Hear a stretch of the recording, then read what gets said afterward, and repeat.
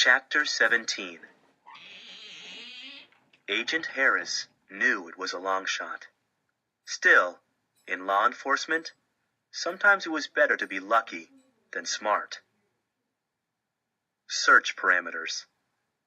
He typed Chicago, and then 3 juveniles. The computer searched the FBI's database of crime reports from coast to coast. More than 600 hits registered. Another waste of time. He frowned. How had the Falconers avoided capture for so long? The Chicago police had been right on their tail. There were officers watching the airports, train stations, and bus terminals. If the fugitives were still in that neighborhood, surely they would have been found by now. Of course, Aiden and Margaret were with the Reyes boy. He was a hardened criminal with a rap sheet and a half. He might know a few tricks that wouldn't occur to a couple of professors' kids. Eyebrows raised, Harris added stolen car to the search keywords. Suddenly, there it was.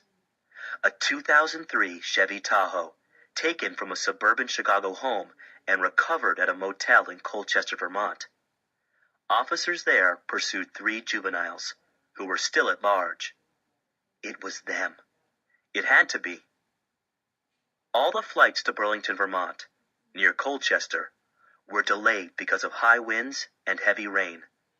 Wherever the fugitives were hiding, they were probably soaked to the skin.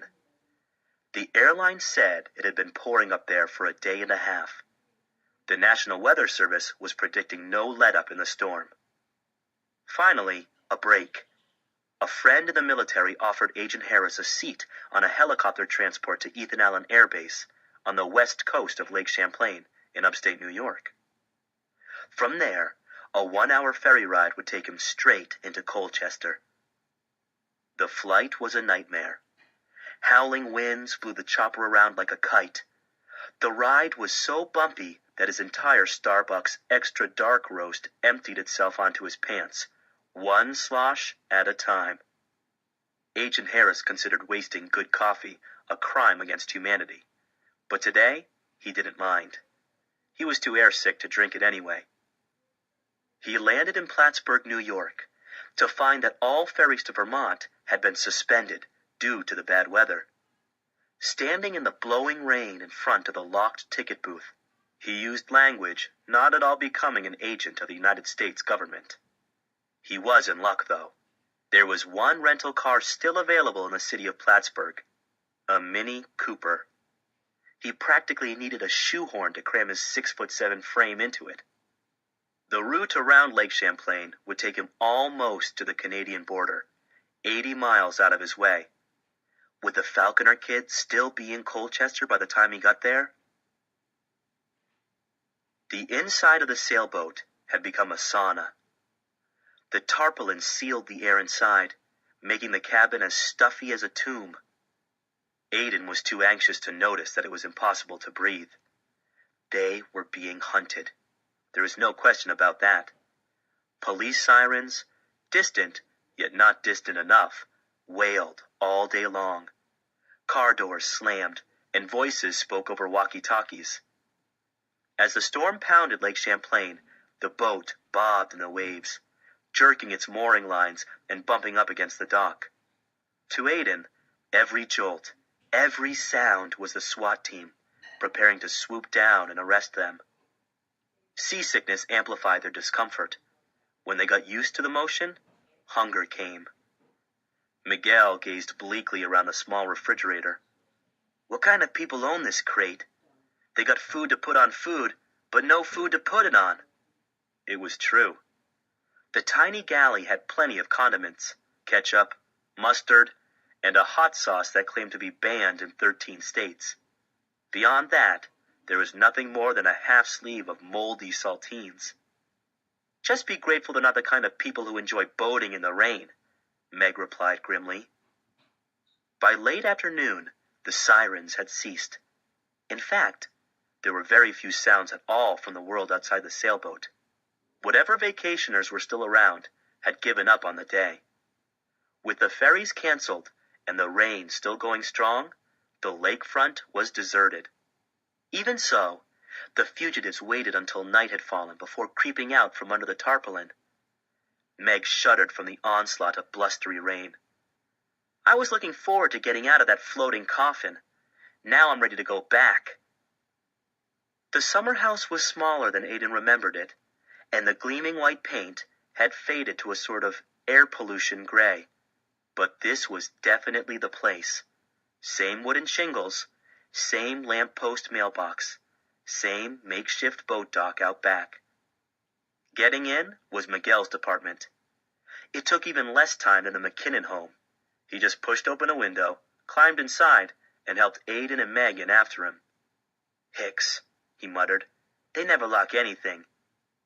Meg flicked the light switch. Nothing happened. She tried the one in the living room. Same result. Power's off. There was just enough glow from the street lamps to look around. Aidan was mesmerized. The outside may be different, but in here it's exactly like it was 9 years ago.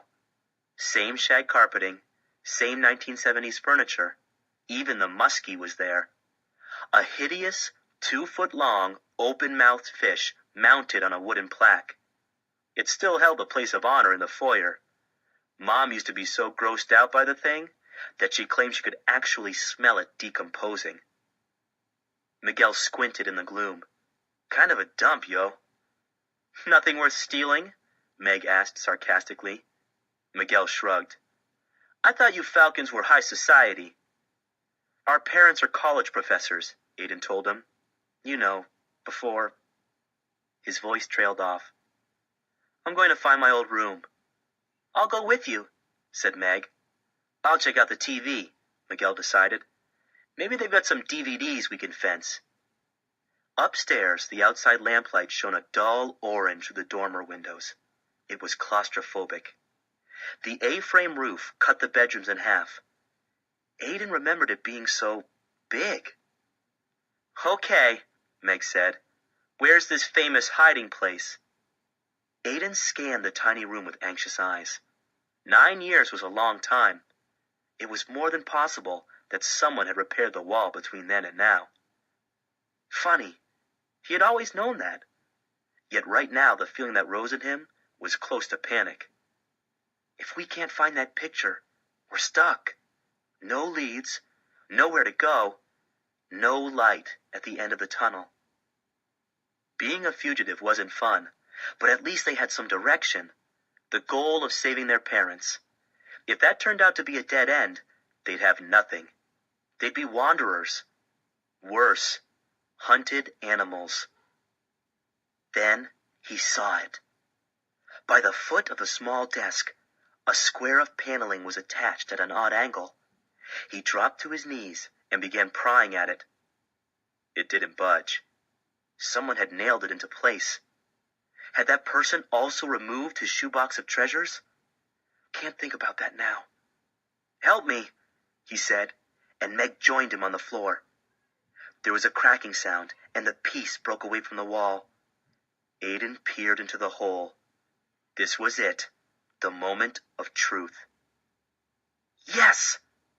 The cigar box was faded and dust-covered, but it was exactly where 6-year-old Aidan had left it. Reverently, as if handling an ancient artifact, he took it out and opened the lid. There were a few rusted bottle caps, a penny minted in 1916, and a yellowed book of matches from the Colchester Grill. A couple of toy soldiers and a small cluster of amethyst crystals he had once discovered on the underside of a stone. Not exactly the crown jewels, Meg commented dryly. Most of all, there were pictures. Terrible pictures. Although back then, Aidan had been so proud of them. They were blurry and clumsily framed, with subjects' heads cut off and large pink fingers in the way. But as Aidan flipped through the stack, he realized these were the crown jewels. No, much more valuable than that. The photographs showed the most notorious traders in half a century, Doctors John and Louise Falconer, laughing, posing, and playing with baby Meg. Oh, God, Was there really a time like this? A time before trials, and prisons, and foster homes, and the Department of Juvenile Corrections? Were we ever really this happy? Meg was choked up too. I forgot how they look when they smile. And then the picture was right before their eyes in the dim light. A man and a woman, clad in bathing suits, relaxing on a hotel pool deck. The man was pale and lean, with long, reddish-brown hair and a full beard. Uncle Frank. The man who had started in motion the series of events that destroyed the Falconer family. The only person who could save them. Chapter 18. Miguel pulled the carton from the back of the closet and dumped out its contents. Junk, he thought, rifling through the pile of expired coupon books, broken swim goggles, single gloves, and cheap toys. He stood on tiptoe and felt around the shelf. Something heavy bounced off his forehead and hit the carpet. What the? It was a thick, hardback novel. He squinted at the cover in the dim light. The Venus Flytrap Gambit, a Mac Mulvey mystery.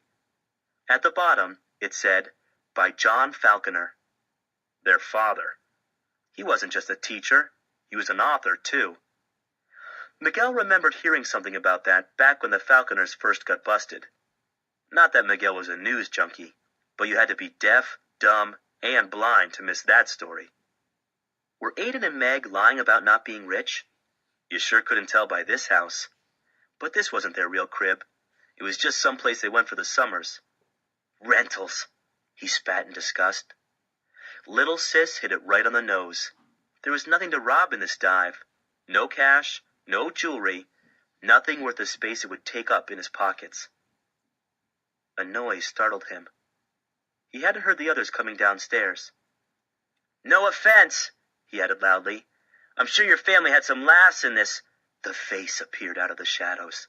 Chalky white skin on a completely shaved head. A cop? Or some homeless guy who moved in when the summer people left? Yo, who were... A large hand with the power of a robotic claw grabbed Miguel by the throat. He tried to yell for help, but no sound came out. Miguel Reyes had been in many fights in his 15 years. He had been picked on by his stepfather, by gang kids, and by inmates at 3 juvenile prisons. But he knew instantly that something was different now. This assailant was no bully. He was an assassin. He's trying to strangle me. Unable to breathe or struggle free, Miguel felt around for a weapon. There was nothing, just the Venus Flytrap Gambit. His hand closed around the thick novel. It would have to do. Lack of oxygen was sapping his strength. His vision was darkening around the edges. It was now or never. With all the force he could muster, he swung the book at the bald head, aiming the corner of the hardbound cover at the man's eye. There was a cry of pain. Miguel sucked in a huge breath as a constricting grip released his throat. He tried to kick at his attacker, but the powerful hands caught his leg in midair and hurled Miguel into a bookcase. Magazines and cheap knickknacks rained down on him. Help! He realized right then how much he needed it. Whoever this bald guy was, he meant business. Those 2 pampered kids upstairs were all that stood between Miguel and murder. They heard the sounds of the struggle, followed by Miguel's muffled cry. Aiden was instantly on his feet, stuffing the photograph into his pocket. The cops! Meg looked around. The stairs were the only way out. Except the window! What about Miguel? We can't help him, Meg reasoned, remembering Miguel's own logic at the truck stop. If the cops have him, he's already done. With effort, Aiden and Meg managed to get the window open and scramble out into the rain. The A-frame roof was so steep that Meg had to slither snake-style as she led the way to the overhang of the front porch. She let herself slide until she was able to wrap her arms and legs around the wooden post and shimmied to the ground. An anxious moment later, Aiden jumped down beside her. Let's get out of here, hissed Meg. Wait, Aiden looked around. The lakefront was still deserted. "Do you see any police cars?" "If we can walk, so can the cops," Meg argued. "Yeah, but why would they?"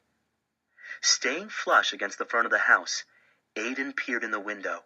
From the outside, the interior seemed pitch dark, but he could hear the bump and crash of slamming doors and toppling furniture. A fight? No, more like a chase through rooms and hallways. Miguel wasn't going down easily. But why would he resist arrest when there's no hope? "Where's the girl?" roared a man's voice. "What did I do?" Tough Miguel's reply was a plaintive whimper. "Where's your sister?" the voice demanded. "He thinks Miguel is me." Then it happened. A sudden flash of yellow. A short, sharp crack. Gunshot. With Meg hot on his heels, Aiden barreled in the front door just as the shooter moved to make his escape. There was an audible crunch as Aiden's forehead collided with the bald man's jaw. The pistol dropped to the floor of the foyer with a clatter. Aiden was jolted back into Meg, sending her sprawling onto the stoop. The intruder recovered quickly and lashed out with a lightning fist. The hammer blow caught Aiden in the cheek, knocking him into the wall. His head struck something round and hard, and he saw stars. A rail? No, it's the muskie. The preserved body was solid as granite. "Get the gun!" cried Meg, but Aiden was too slow. By the time he spotted the pistol on the linoleum, the attacker's hand was already closing on the grip. The blast of terror was as cold as liquid nitrogen. In less than a second, the muzzle would swing up at Aiden, and his life would be over. Chapter 19. With a desperation and purpose he would not have believed possible, Aiden wrenched the mounted muskie off its wall hooks. Before the man could point the weapon, Aiden raised the trophy high and slammed it down on the side of his opponent's head. The frame snapped in two. The assassin went rigid and dropped like a stone, out cold. The wood and the muskie itself landed on his unmoving back. Mom always said this eyesore served no earthly purpose, Aiden reflected. She was wrong. But there was no time to think about that now. "Miguel!" He hauled Meg to her feet, and the two of them stepped over the unconscious intruder and ran into the house, calling for their companion. "In here," came a weak voice from the kitchen. In the laundry alcove, Miguel lay propped against the washing machine. Even in the gloom, they could see his face was pale, almost ashen. Blood oozed from a bullet wound in his shoulder. The entire front of his t-shirt was stained crimson. Aiden got under one shoulder, Meg the other, and they were able to hoist him to his feet. Miguel howled in agony at the sudden movement. "We'll get you to a hospital," promised Aiden. "What about Hairless Joe?" "Forget him," soothed Meg. "He had a gun." "I had a fish," Aiden replied. Miguel saw his attacker prostrate on the floor with a fossilized muskie on his back. "You know this guy?" Meg shook her head. "Do you?" "Figured him for a cop, but cops don't whack people." He regarded Aiden. "This guy thought I was you. Somebody wants you dead. Both of you." Aiden and Meg exchanged an uneasy look. Tens of thousands of people wished harm on their parents, but on them, it was hard to fathom. "Maybe we should tie him up with the curtain cords," Meg suggested. "Make him tell us what's going on." "We've got to get Miguel to a doctor," Aiden argued. "That's the most important thing." "Take his piece at least," Miguel rasped. "He could come to any minute." Aiden had never touched a gun in his life. He picked up the weapon with 2 fingers, handling it like a sleeping tarantula. The metal felt cold, malevolent. This was an instrument of evil, a delivery system for harm and death. Once outside, he hurled it into Lake Champlain. It was a relief to be rid of it. The relentless rain cranked Miguel's suffering beyond the tolerance level. There was simply no way to keep his shoulder dry. Aiden couldn't help noticing how much red-tinged water was dripping down from the blood-stained t-shirt. He needs medical attention, and fast. Heart sinking, Aiden looked for a house with some lights on. Why wasn't anybody home? Just then, a car turned onto the shore road, heading away from them. "Wait here!" Aiden shrugged out from under Miguel and took off after the white Mercedes. "Stop! Come back! My friend's hurt!" With the windows shut and the wipers on maximum, there was little chance of the driver hearing his cries. Aiden broke into a full sprint, splashing through puddles that were more like ponds. "Don't be stupid. You can't outrun a car. You'll have to find some other way." He dashed to the side of the road, scooped up a fistful of rain-drenched turf, and flung it with all his might at the receding sedan. It hit with a splat, showering mud and grass over the rear windshield and trunk. Aiden had just an instant to consider that the owner of a gleaming white Mercedes probably wouldn't think much of being muck-bombed by a total stranger. And then the brake lights flashed on. It was well after dark by the time Agent Harris made it to Colchester. Because of the storm, the bridges across the top of Lake Champlain were closed. He'd had no choice but to drive all the way north around the lake. This included a 1-hour wait at the Canadian border and another delay crossing back into the United States. The wind had subsided, but the rain was still pouring down when he finally turned onto the main shore road. Suddenly, his headlights illuminated a running figure, dead ahead. With a cry of shock, Harris stomped on the brake pedal. The wheels locked up, sending the Mini Cooper into a slide. At the last instant, the man vaulted up onto the front of the compact vehicle. He bounced off the hood and tumbled into the windshield as the car lurched to a halt. Harris caught a glimpse of him in the glow of the street lamp. A pale, round-faced man with a completely shaved head. Apparently he was unhurt, because he jumped off the hood and hit the road in a full sprint. Harris rolled down his window. "Hey, come back! You should see a doctor!" He shouted at the fleeing form, but the man was gone, barreling up the road that led away from the lake. He was in such a hurry that he probably never even noticed he'd nearly gotten himself killed. That was when Harris heard the siren. An ambulance screeched around the corner, its flashing lights playing across the ferry terminal like a disco ball. It raced up the road and stopped beside a white Mercedes. Harris wheeled around and pulled even with the two vehicles. He nearly scrambled his brains against the Mini Cooper's doorframe as he leaped out, but he recovered enough to flash his badge at the two paramedics. Emmanuel Harris, FBI. They were loading a thin, olive-skinned teenager in a blood-stained t-shirt onto a stretcher. "FBI?" The team regarded the agent's lanky frame. "You look more like NBA." "You're Reyes, right?" said Harris. "What happened?" "I got shot by some mean-looking bullethead, straight out of some slasher flick." "What about the Falconers?" the agent persisted. "A boy and a girl. They call themselves Eagleson." Miguel's jaw stiffened. "Don't know any eagles. Falcons. No kinds of birds, yo." The driver of the Mercedes spoke up. "It was two kids who flagged me down. They brought this one over, told me to call 911, and took off into the woods." "How long ago?" "Maybe 10 minutes.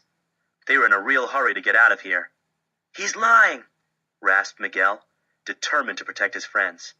"I was alone, and some guy put a cap in me. If you cops spent less time hassling people, there wouldn't be so many wackos running around." "Quiet," Harris snapped. 10 minutes.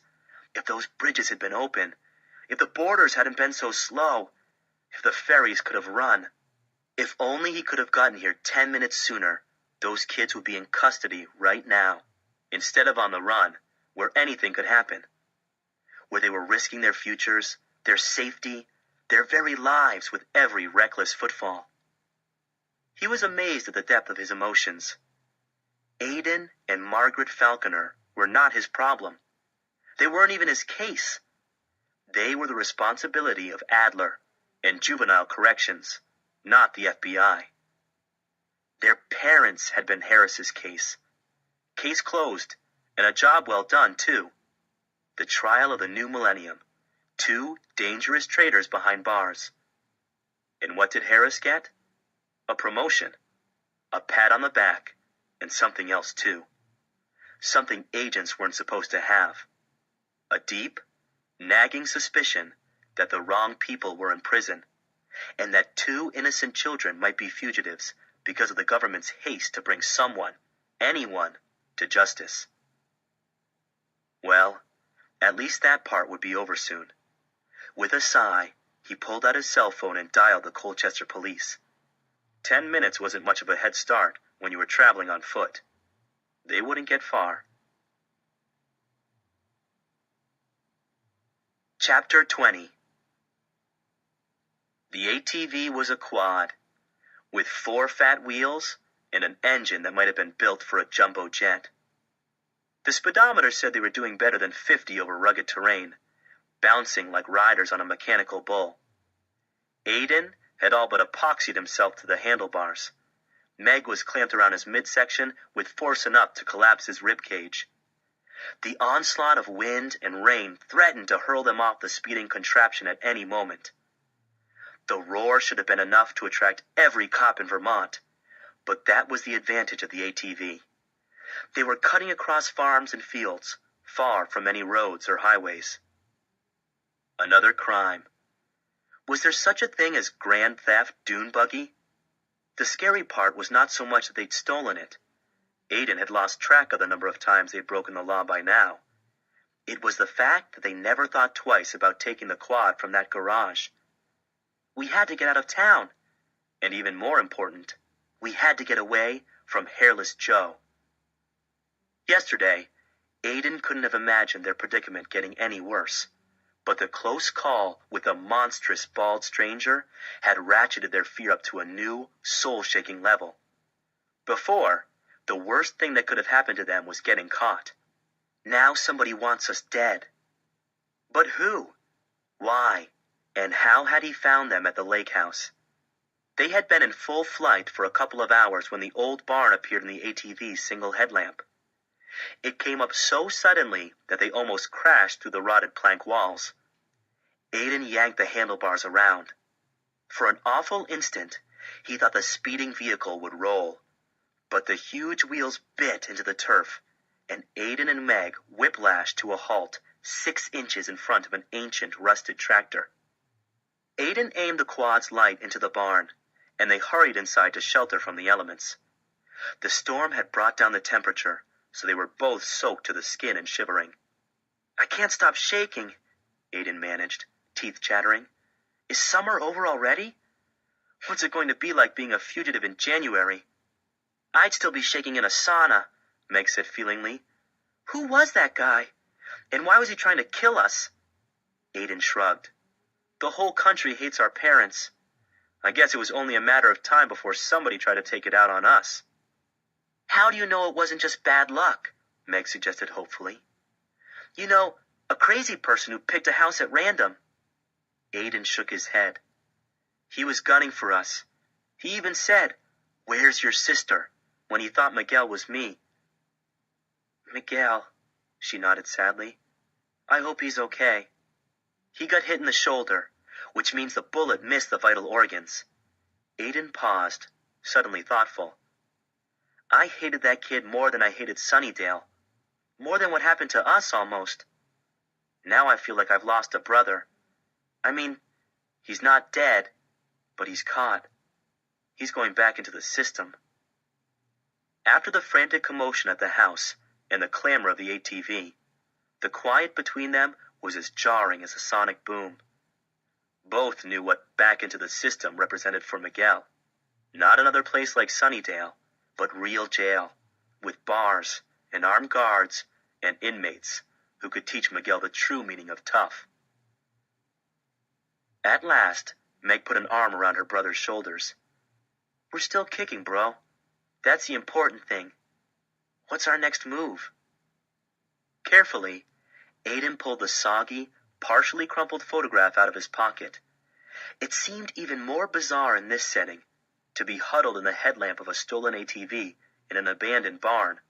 studying a 9-year-old image of two strangers sunbathing.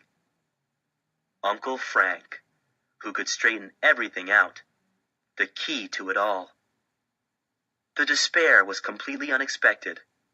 1 minute, he was examining the photograph. The next, he was staring into a bottomless pit of desolation. I was nuts to think this picture could somehow help our parents. I don't recognize this guy. And even if I did, so what? Does he even look like this today? Aiden felt completely deflated. What did he expect? That one glance at the snapshot would tell him how to get in touch with a man who held the family's fate in his hands? Did he imagine Lindenauer would be holding up a sign with his contact information on it? www.callingunclefrank.com? I must have been out of my mind to risk our lives, crossing the entire country for a dumb old picture that doesn't give the slightest clue. And then he saw it. Above the reclining figures, almost out of frame, a life preserver was mounted on the slats of the pool area fence. Printed on the white plastic ring, small but clear, was Red Jacket Beach Motor Lodge, Mallett's Bay, Vermont. Meg noticed it too. It's only the name of the hotel, she pointed out. Aiden's heart began to pound. Yeah, but hotels have computers. They keep records, addresses, phone numbers. It's a clue, she agreed grudgingly. At that moment, Aiden realized that he and his sister were not ordinary fugitives. Fugitives ran away from justice. The Falconers were running toward it. As long as there was a place to start, a lead to follow, a stone left unturned in the quest to prove their parents' innocence, then there was hope. He peered out of the barn. In the blinding light of the headlamp, everything else appeared dark. Somewhere, he thought, in that vast blackness between here and the end of the earth, is Frank Lindenauer. They would find him.